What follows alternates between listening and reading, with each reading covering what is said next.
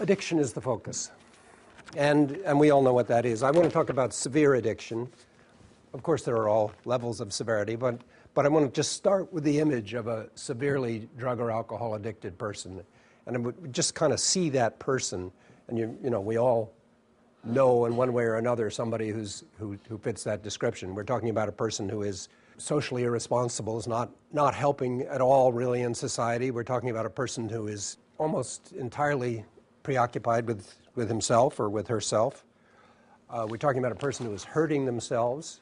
And we're talking probably about a person who's in some kind of denial, doesn't even appear to know what harm they're doing to themselves, and a person who is in some degree dangerous. And this for anybody is a mystery, right? Why is this person like that? Especially if this is a person that we have known and loved for years when they weren't like that, and now they're like that. Why?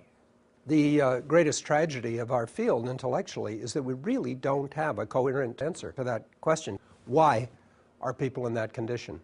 The brunt of my talk here is about answering that question of why.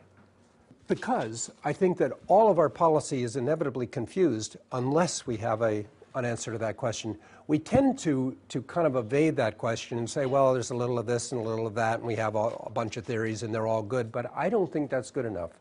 I think we are trapped in our bewilderment, and it makes it very difficult for us to reach any kind of solid conclusions. So I'm going to propose to you that there is a coherent answer to that question of why, and that we have to find it. And I'm going to propose to you what I think to be the coherent answer to that question. This, I hope, will help in the deliberations one way or another.